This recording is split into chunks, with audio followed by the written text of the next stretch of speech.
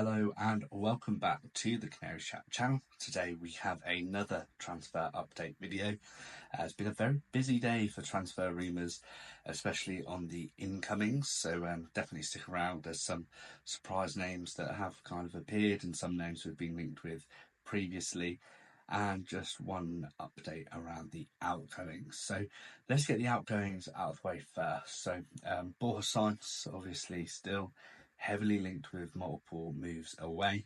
The one that we're kind of seeming to see quite regularly is the Athletic Bilbao, but they're apparently lodging a complaint about Barcelona not being able to register players, so that could stop Nico Williams leaving to Barcelona, which could take a knock-on effect with Sainz going to them.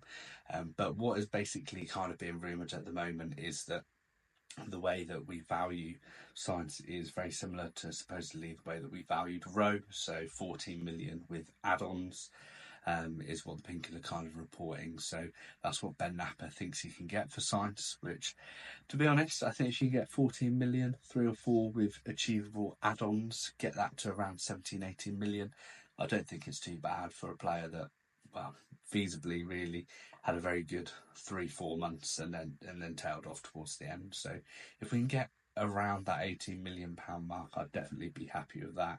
I know some people are wanting about 30 odd million, but I simply don't see that happening with Sainz. I think you're more likely to get the 20 to 25 million with Sargent than you are Sainz, just purely because of the way that he performed the season before. He really performed at the highest level for about 4 or so months. So yeah, 18 million I think is a decent valuation, but in regards to outgoings, that's the only real rumour that we have at the moment.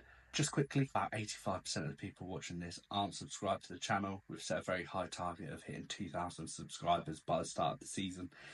So yeah, make sure to subscribe to get more Norwich City content. Now into the incomings. So been a lots of confirmations recently and a lot of kind of rumours spreading today. So first of all, obviously we had Jakov Medic confirmed. We did a video on that, so check that out on the channel around kind of our thoughts on that. But he is confirmed, Croatian centre back, one ticked off the list. The other position we were really struggling in and that we really needed to reinforce was that goalkeeper position. Obviously we've brought in a lot of goalkeepers, but there was no real standout number one within those, so we knew we would be going for a number one. And then obviously Vladan Kovacevic has come in from Sporting Lisbon, absolutely cemented that first team goalkeeper, first choice goalkeeper position.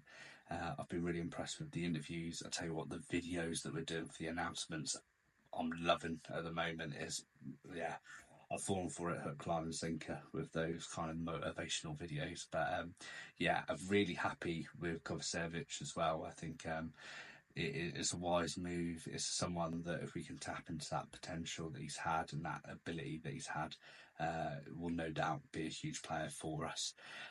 So there are the two confirmations. We have actually had the backroom staff confirmed as well. I know that was an ongoing kind of background noise that we're trying to sort as soon as possible because of pre-season starting, but the backroom staff have now been kind of all confirmed as well, which is great news because it means that we can properly start planning and properly get into pre-season. Now we get into the rumours. So some rumours are slightly stronger than others, and some rumours are slightly more reputable sources than others. But one of them was around Adam Armstrong. So obviously Southampton player, was on loan at West Brom last year, 28 I believe he is, striker. I could only see us going for him if Sarge left.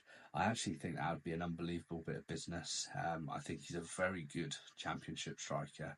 I don't think he can maybe level up the way that Sarge could. I think Sarge could actually keep going and be a very decent lower to mid-prem striker, whereas I think Armstrong, his cap is like top championship, bottom Premier League, but I think he's a very good championship striker. I'd absolutely love him to come to Norwich, but I'm not 100% sure. There's a few championship clubs that are chasing him.